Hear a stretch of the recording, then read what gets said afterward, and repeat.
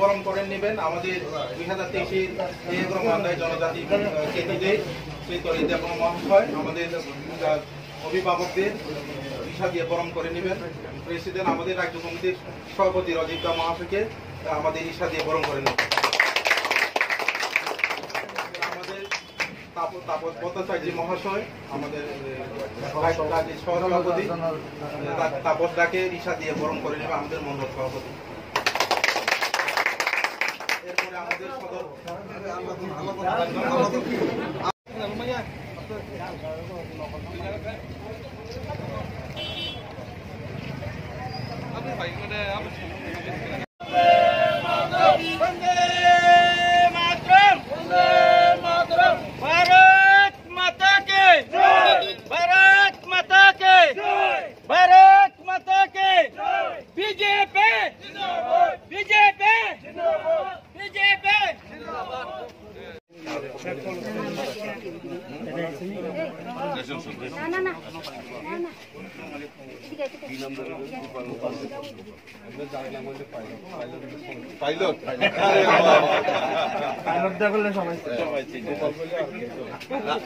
আপনারা আরেকজন পাইলট আছে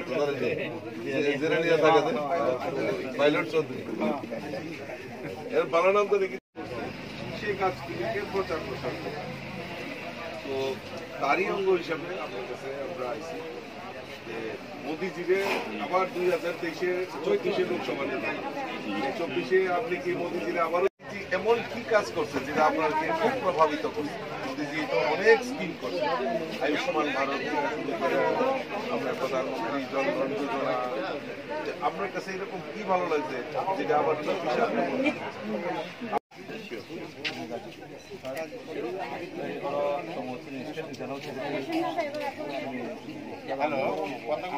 বোঝা যাচ্ছে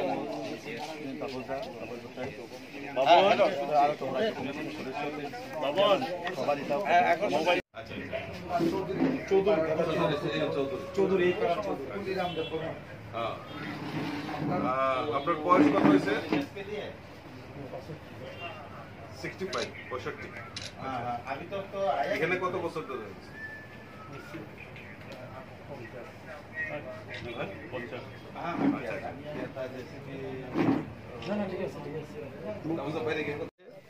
আপনারা অবগত আছেন যে আমাদের ভারতবর্ষের যশস্বী প্রধানমন্ত্রী নরেন্দ্র মোদীজি গত 30শে মে 9 বছর ওনার পূর্তি হয়েছে।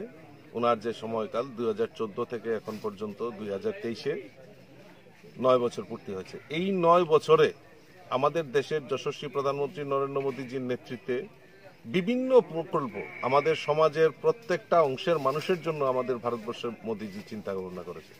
সবকা সাথ সবকা বিকাশের নারা দিয়েছেন। আমাদের সমাজের শ্রমিক বলুন, কৃষক বলুন, গরিব মেহনতি মানুষ বলুন, শিল্পপতি বলুন, সরকারি কর্মচারী বলুন, যুবক যুবতী বলুন, সকলের জন্য আলাদা আলাদা প্রকল্পের মাধ্যমে আমাদের এই সমাজকে কিভাবে জাগরণ করা যায় সেই প্রয়াস উনি করেছেন। এই প্রয়াসগুলি আমাদের সর্বভারতীয় সভাপতি আদরণীয় জেপি নাড্ডাজি উনি পরিকল্পনা করেছেন যে 1 মাস ব্যাপী আমরা এই মোদিজির যে সময়কাল ওনার যে কাজগুলি জনসমক্ষে তুলে ধরার জন্য আমরা 1 মাস ব্যাপী জনসম্পর্কের অভিযানের আয়োজন করেছি। তারই অঙ্গ হিসাবে আজকে আমি মান্দাই যে আমাদের জনজাতি এলাকা রয়েছে সেখানে আমি এই জনসম্পর্ক অভিযানের মাধ্যমে সমাজের যারা প্রভাবশালী ব্যক্তিত্ব জনজাতিদের মধ্যে তাদের সঙ্গে দেখা করার জন্য এবং তাদের কাছে মোদিজির জন্য আশীর্বাদ চাওয়ার জন্য আমরা আজকে এখানে মান্দাইয়ে সমবেত হয়েছি।